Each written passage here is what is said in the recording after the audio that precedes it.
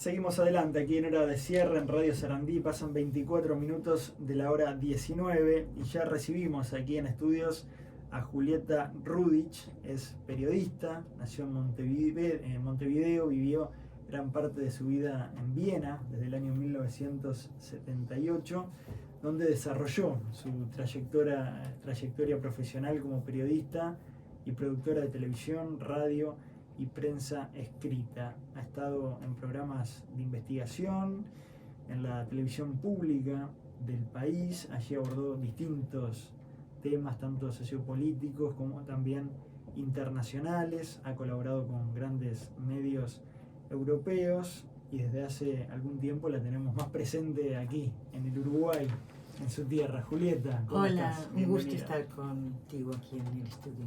Gracias por acompañarnos. Vas a estar dando algunas clases también, algún curso que se abre por estos días. Afortunadamente sí, me gusta mucho compartir con los estudiantes, las estudiantes y todas las personas que quieran asistir. No es solamente para estudiantes universitarios, sino de educación permanente en la universidad, un taller de periodismo televisivo, en realidad de audiovisual como lenguaje del periodismo, el documental de información.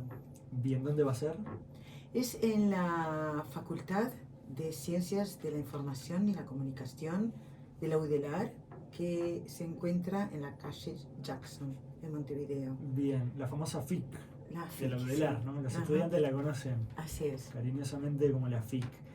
Julieta, decíamos que naciste en Montevideo, pero que desde muy chica tú y tu familia se trasladaron a Viena, Austria. Así es. Y allí desarrollaste tu trayectoria. Contanos un poco de ese Bueno, periplo. aparte de la escuela, liceo, universidad y todo lo que se hace, ¿no? En esa trayectoria cuando se llega de niño a cualquier lugar, de niña. Mi trayectoria en el periodismo empezó con la traducción en realidad. Estudié traducción y luego pasé a la Radio Austria Internacional, y de allí ya a hacer documentales en televisión y después a la prensa escrita como corresponsal del diario El País de España durante más de una década. ¿Y qué te llevó, más allá de ese inicio vinculado a la traducción, a intentar o buscar contar historias, conocerlas y luego contarlas? No sé, fíjate tú, no sé si al principio me interesaba más indagarlas que contarlas. Bueno, en la radio, donde empecé era en español y era radio. Radio me parece el medio más lindo de todos los medios de comunicación para un periodista. Es más inmediato, es más cálido.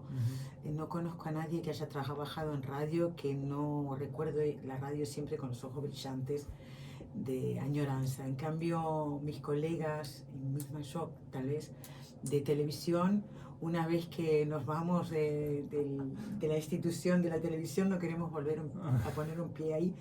Son instituciones algo más agresivas las televisiones, me parece. Y el diario, bueno, ya es otra historia. Yo trabajé en radio sin estar nunca en la institución, porque yo estaba en Viena y la central estaba en Madrid. Y desde allí enviabas tus reportes. Desde Austria, claro. ¿Y qué me llevó a mí? Bueno, estoy hablando como periodista, creo que tendremos cosas en común. Una es la curiosidad. Siempre querer saber lo que una no sabe. Los temas que a una más le gustan son los temas donde se encuentran muchos aspectos desconocidos. El querer conocer y después de conocer, querer también compartir eso que has conocido con más gente, con el público, y compartirlo de tal manera que se pueda descifrar bien, o sea, poniéndolo en contexto. Eso me llevó, pero al principio en televisión, cuando empezamos, hacíamos investigaciones y metí en los temas específicamente de mafia, narcotráfico, y todo en conjunción, además, con lo que es muy problemático, con la política. Notaba que me interesaba muchísimo investigar y seguir investigando, y el contarlo venía como después, como un resultado de todo. No era investigar y contar al mismo tiempo, sino un proceso por un lado, ¿verdad? Y otro por el otro. que lleva su tiempo también. Ahora decías, empecé estudiando traducción. Sí. Y hay algo de traducir la realidad y llevarla a un medio para que el espectador, el oyente, el lector pueda comprender eso de lo que no conoce o quizás conoce poco. Hay como un paralelismo entre esas dos cosas. Yo lo vi así también, sí, así es. Además, a veces es trabajar, por ejemplo, para un documental de investigación durante medio año y llevarlo a una explicación de media hora. Eso ya de por sí es una traducción. ¿Y qué desafío ese?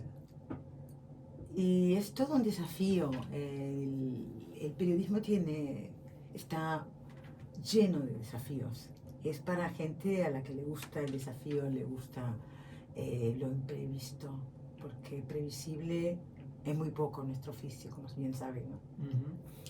Esa vida en Viena, en Austria, desde muy chica, ¿qué cosas me imagino que todo, ¿no? Te reformuló de tu vida que tenías en Uruguay, que debiste cambiar o modificar? ¿Sabes? El tema es que yo eras muy chica en aquel momento. No, me daba para pensar, reflexionar, pero yo tenía 11 años. O sea que estamos hablando de recuerdos de allá de la infancia. A los 11 años creo que igual cada año es todo nuevo. Cuando uno eso pasa, cuando uno es niño, cuando una es niña, todo es nuevo. Entonces, si a ti te toca emigrar como niño, como niña, es más de lo nuevo. Es decir, creo que se sabe, además, que el idioma se aprende mejor en la edad más tierna, pero también todo pasa a normalizarse más, lo que a lo mejor a una edad más adulta suena algo raro. Cuesta más. El niño, la niña lo normaliza todo lo que encuentra en su entorno. ¿Por qué Austria? Bueno, Austria fue además el tercero de mis países de emigración con mis padres. Primero fue Alemania, luego fueron 4 años de España en Barcelona, y Austria porque mi padre nació en Austria. Mi padre llegó a Uruguay como un camino inverso cuando tenía 13 años. O sea, él se hizo uruguayo aunque había nacido austríaco. Y retornó entonces en ese momento. Uno imagina que esa curiosidad de la que hablábamos al comienzo seguramente tenga raíces en la infancia, quizás en la casa de uno, en una biblioteca. ¿Recordás cuándo empezaste a desarrollar esa curiosidad? Al nacer, supongo, ¿no? Creo que todos los niños son curiosos. Pero no todos lo desarrollan luego, ¿no? Mira, no sé, recuerdo algún comentario de crítica a los sistemas de educación primaria, pero no estoy hablando de educación primaria en Uruguay, educación primaria en Austria, educación primaria en cualquier país del mundo, tal y como se puede ver hoy en general, que los niños van y se sientan en fila y tienen que estar callados, escuchando todos lo mismo, al mismo tiempo, quedándose muy quietos sobre todo, y si no te quedas quieto te dan pastillas, por ejemplo, que en realidad la naturaleza nos ha hecho para sentir placer al aprender, sobre todo en edad de crecimiento. Está previsto, la naturaleza es sabia, está previsto que el aprender genera mucho placer. ¿Qué habrán hecho instituciones escolares para sacar a los niños esa sensación de placer? Qué pregunta, ¿no? Esa es una pregunta, sí. Es una pregunta clave. Sí. Porque además es global, ¿no? Como decías tú, no es un tema de un país, ha sido generalizado. Sí. Aparte cuesta mucho. Las reformas de los sistemas escolares son siempre bastante escabrosas. Aquí se habla de esto, pero tengo la comparación al vivir también en otro país y además haber estado informando para otro país. Es decir, como países de vida y países de mi profesión son además de Uruguay y Austria, España también. Y el tema de la educación es que se politiza mucho, hay mucha ideología detrás de lo que sería una reforma de educación, entonces no se llega nunca a hacer y va siempre mucho más lento que lo que es la evolución de la cultura, la sociedad, la tecnología que estamos viviendo día a día, ¿verdad? ¿Y tu primer reportaje, Julieta? ¿Lo recordás? ¿El primero en qué medio? ¿En televisión? El primero. ¿Tenés recuerdo de la primera vez que te enfrentaste a un micrófono o que Ay, el escribiste? primero, yo creo que el primero fue en realidad una prueba de fuego. Me lo pusieron como prueba a ver si yo servía o no. Y pienso que era como una especie de burla. Los demás colegas eran bastante mayores que yo en la radio, en español en Austria, y eran varones todos. Yo era tenía 24 años yo. Y entonces acababa de ser el Mundial de Fútbol. Y entonces me dijeron que en base a los comentarios de prensa hiciera yo una nota para la radio sobre el final de la Copa Mundial de Fútbol, en la que había ganado, creo que Argentina con Maradona por un 3-2. No contaban con que yo, siendo uruguaya, además había estado viendo el partido este de fútbol con una amiga que era argentina y alemana, o sea que estaba jugando, era Alemania contra Austria, y que habíamos comentado todo, no se lo esperaban, y fue mi primera nota. Sí. Creo que nunca más volví a hacer una nota de fútbol. Ahí quedaste igual, ¿no? Con toda esa sorprendí, información. Creo que sorprendí, sí. Julieta, has, como decíamos en la presentación, tratado varios temas y hecho múltiples reportajes. Empezaste a viajar con el periodismo también. Además, si no viajaba, no comía. Todos mis reportajes de televisión, en el programa en el que estuve en los últimos tiempos del 2003, en un programa semanal de reportajes sobre temas sociopolíticos internacionales, todos estaban dependiendo de un viaje. Es decir, yo tenía que viajar, desplazarme a algún lugar del mundo y después volver con un reportaje tipo documental breve al principio de unos 10 minutos, y después ya fuimos a algo un poquito más largo de media hora de duración. Los últimos dos fueron uno en Chile y otro en Argentina. Y has conocido diversas realidades. ¿Y qué tipo de coberturas hacías? ¿Estuviste en zonas de conflictos? ¿En alguna guerra también? Guerra no.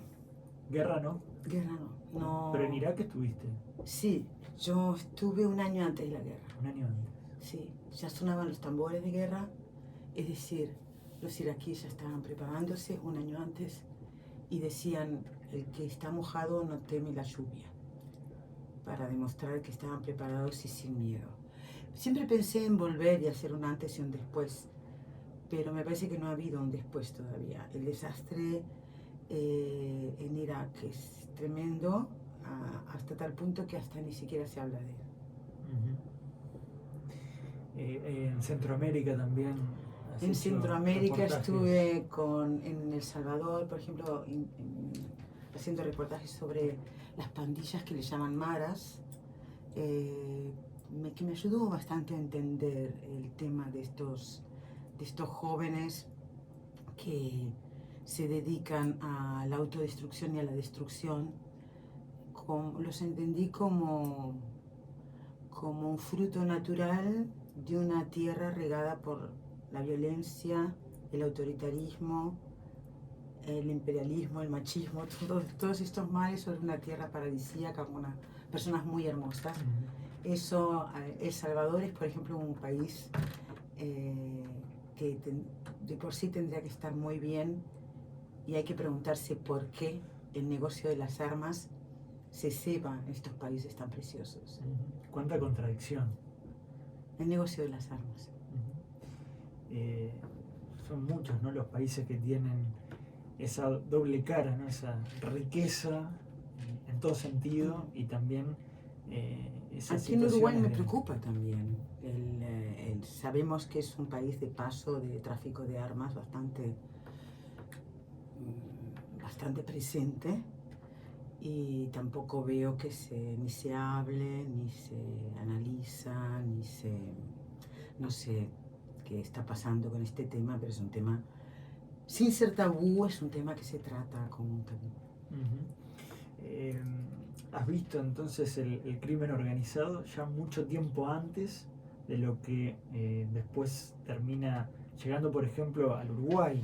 Llegó más tarde, ahora lo estamos viviendo con mayor crudeza y dureza. ¿Qué se aprende o qué lecciones hay que tener en cuenta para entender estos fenómenos? Y si vamos, digamos, a los polos más conflictivos y desastrosos en el tema del narcotráfico, casi como estado paralelo, podemos ver, estuve también en México, estuve en Tijuana, la impunidad.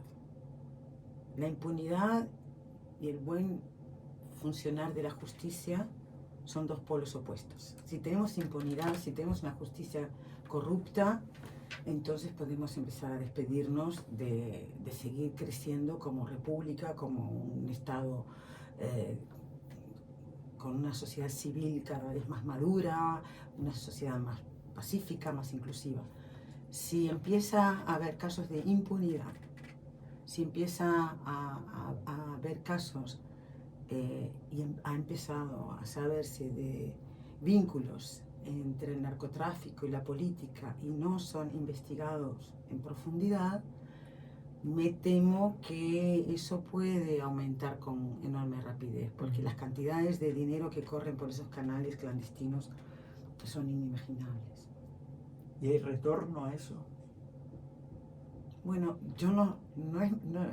yo pregunto, yo soy la que pregunta. Pero yo soy periodista. Experiencia de la mexicana, violencia, sí, por de la ejemplo, violencia. no, México está en una espiral que parece nunca acabar. Bueno, pero el tema son las armas. No es la droga. Bueno, la droga, claro que sí. Pero el tema de la violencia son las armas.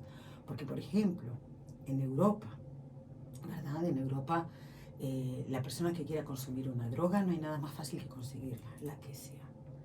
Las drogas sintéticas se producen en su enorme mayoría en los Países Bajos, Bélgica, por esa zona. Y no hay nadie bombardeando ahí los lugares de producción.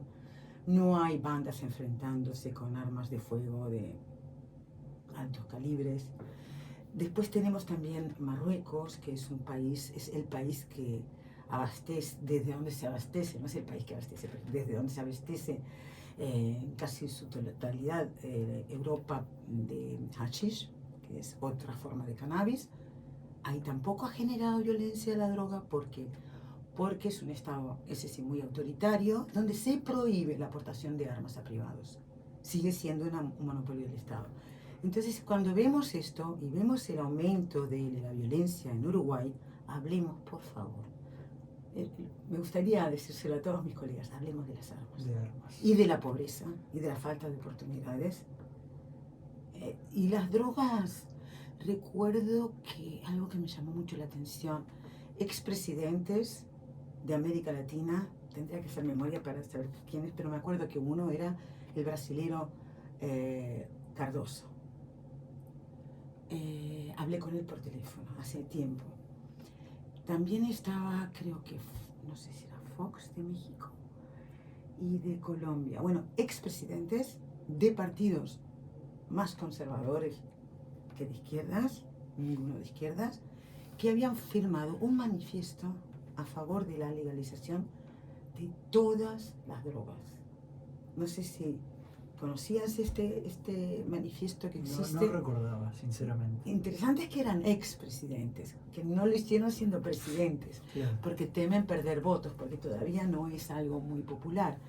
Pero era como decir, no sabemos otra solución, no sabemos cómo encontrar otra salida que evite esta creación de estos estados paralelos que son un horror.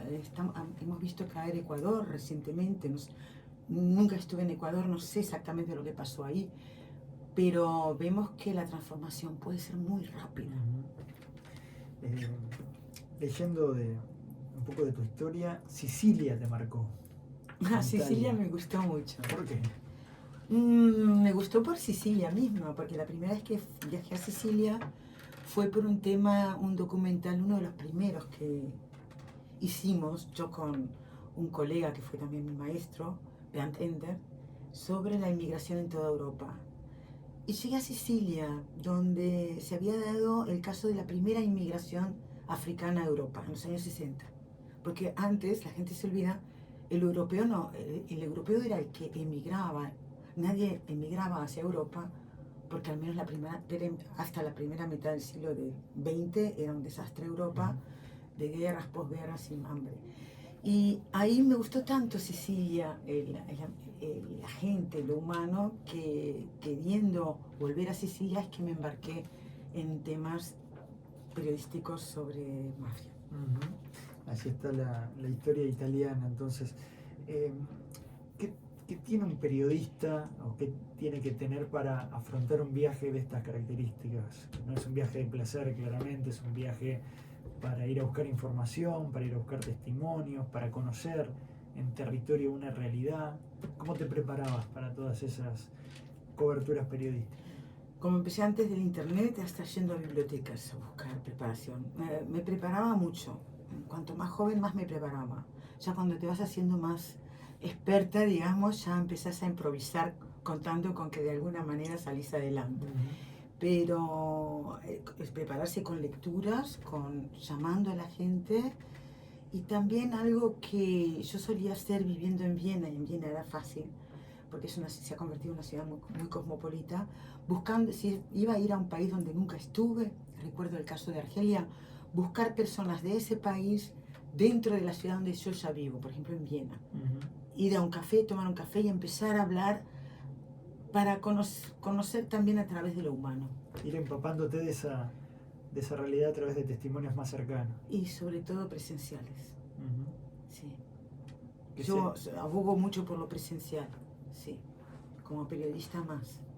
Naturalmente el internet es una gran ayuda, pero no es la ventana al mundo. Y tenemos quizá la fantasía de que sí lo es. Mirando la pantalla, parece que accedemos al mundo. El tema es que todo lo que está en la pantalla alguien lo puso. Es decir, que yo ya estoy accediendo a una realidad filtrada por alguien. Creo que era Leonardo da Vinci, el genio Leonardo da Vinci, que dijo que un pintor tiene que aprender de la naturaleza. También tiene un maestro, pero no solo del maestro, decía, porque si no va a ser un sobrino de la naturaleza y nunca un hijo de él. Y es un periodista también, que no crea que hay una ventana que sea más auténtica que la que ve con sus propios ojos. Qué buena frase. ¿Algún país en el que hayas estado y que te cambió la perspectiva de la vida, de lo que pensabas? ¿Así, de un momento al otro? Sí. Mira, me pasó algo muy raro cuando estuve en Etiopía. Un país de personas preciosas y parece que el origen de la humanidad estaba ahí. Y que fue un país que prácticamente no fue colonia, salvo el breve intento de Mussolini de hacerlo colonia. Cuando regresé a Viena me dije, algo ha cambiado en mí, pero no sé qué. Y no te puedo decir lo que. Me chocó mucho la pobreza de Etiopía, más que ninguna otra. Tampoco puedo decirte por qué. Algo ocurrió, pero nunca sabré qué. Capaz que el haber estado tan cerca del origen, no sé. Julieta, ¿qué ha cambiado en el periodismo en este último tiempo? La tecnología, las redes, ¿cómo estás visualizando todo eso? Han cambiado muchas cosas, la tecnología cambia cada vez más rápido. Siempre viene cambiando, desde que soy periodista la tecnología viene cambiando, sobre todo hemos pasado de lo analógico a lo digital y ese es el cambio fundamental. Han cambiado también los medios financieros y económicos, cada vez más medios de prensa pertenecen a grupos prácticamente anónimos que no se sabe quién está detrás, donde los intereses comerciales están muy por encima del interés de mantener en alto el derecho a la información y a la expresión. Y también vemos unos movimientos de derecha que ellos se autodenominan las nuevas derechas, o los que no estamos de acuerdo los llamamos hasta ultraderechas, que están haciendo, se puede hacer desde otros lados, pero me parece que estas agrupaciones están haciendo un uso un abuso de los medios sin atender a las verdades. Las fake news, tenemos un caso aquí en Uruguay hace poco, y una noticia ya no la consideran verídica porque se verificó como se debiera, con fundamentos, sino simplemente porque se repite mucho. Entonces, es un problema que afrontamos los periodistas. ¿Cómo afrontamos nosotros estos bombardeos de noticias falsas? ¿Cómo afrontamos estos ataques por lo bajo? No podemos entrar en el mismo juego. Tenemos que mantener en alto todavía todos los principios del buen periodismo. Y este fenómeno del denominado sesgo de confirmación de parte de la audiencia, no toda, pero sí de mucha gente, que es, bueno, quiero escuchar lo que pienso, lo que me hace sentir más cómodo en mi pensamiento, más allá de si sea verdad o no. Sí, ¿qué? ¿Y? ¿Es nuevo? Me parece que está en la base de todas las religiones, por ejemplo. No es nada nuevo. Y bueno, yo no quiero morirme, quiero ser eterna, no sé. Pero capaz que siempre el poder ha brindado, el poder no, ¿cómo va a ser nuevo algo así? Si siempre se dio. Es decir, pero antes la verdad era un valor, o la búsqueda de la verdad para las sociedades, o es más un mito de todo tiempo pasado fue mejor. Sí, la verdad creo que sigue siendo el mismo valor, o las verdades, en plural, como quieras. Pero no sé si es algo nuevo la comodidad en el escucha, porque siempre se sabe, ¿no?, que al mensajero de la muerte lo matan. Es decir, el que trae el mensaje con noticias que no gustan es la persona sacrificada, se sacrifica el mensajero. En realidad, traer noticias incómodas nunca ha sido cómodo. El periodista cómodo no llegará a ser nunca el mejor de los periodistas, por ejemplo. Y hay quien dice que hay que pelearse con el público, ¿no? O lo que uno piensa de... ¿Cómo? A ver, público. Eso no lo entiendo. Sí, si uno muchas veces se asocian medios a determinados públicos, o por ejemplo que tienen una determinada ideología, entonces el periodista en esa comodidad le habla a ese público, reafirmando algunas ideas que a lo mejor esa gente piensa. Hay quienes han llamado a decir, bueno, hay que ir contra el público, en ese sentido. No creo que haya que ir contra el público, porque no sabemos quién es el público. Pueden haber dos personas escuchándonos, no sabemos quiénes son. El público es muy diverso, ¿sí? No puede decir... Pero había un director de cine, que no me acuerdo si fue Max Ophüls, o fue alemán, o fue Billy Wilder, el austríaco, o fue Lubitsch, que hacía comedias, que decía, y esto en el arte, imagínate, criticaba al director, al creador que corre detrás del público, porque es el que corre detrás del público no ve más que su trasero. Con esa frase definiste bastante bien este tema. Estamos en el cierre. Sé que hay un tema que vamos a comentar ahora para finalizar. ¿Qué tiene una buena historia? ¿Lo has podido saber en estos años de trabajo?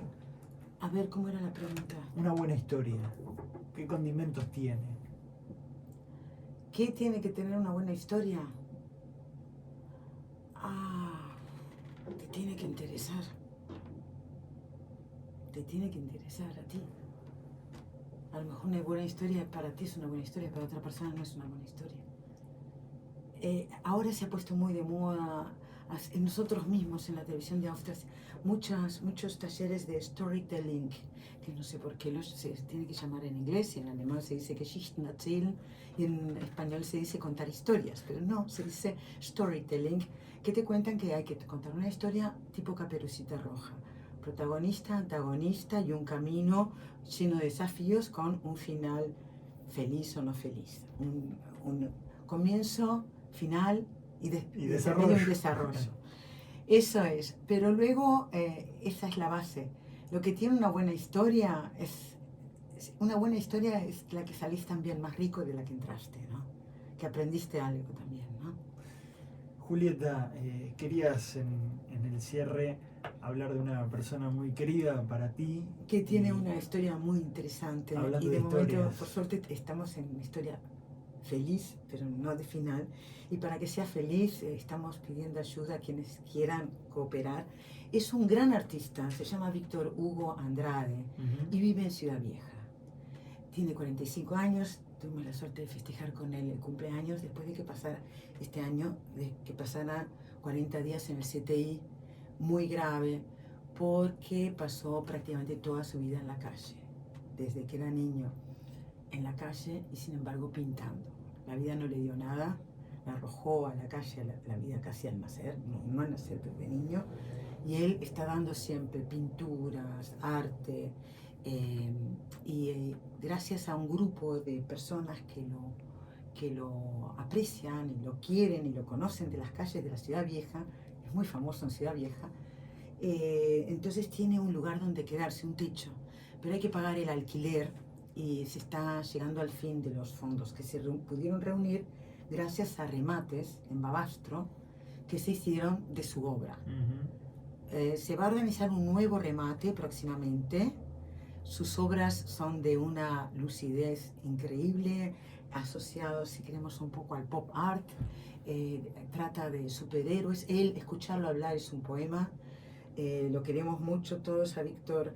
Y quería decir aquí que si quieren hacer alguna colaboración, el nombre se llama Un Techo para Víctor.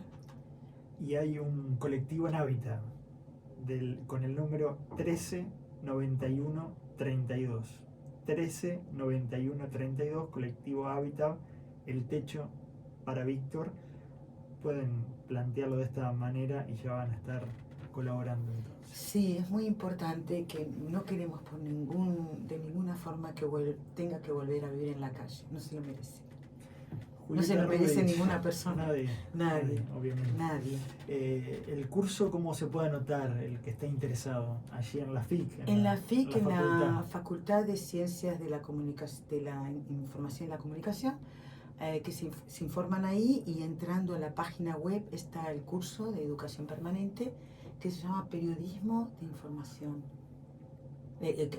Documental de información en el periodismo. Julieta Rudich, periodista, gracias. Gracias a ti.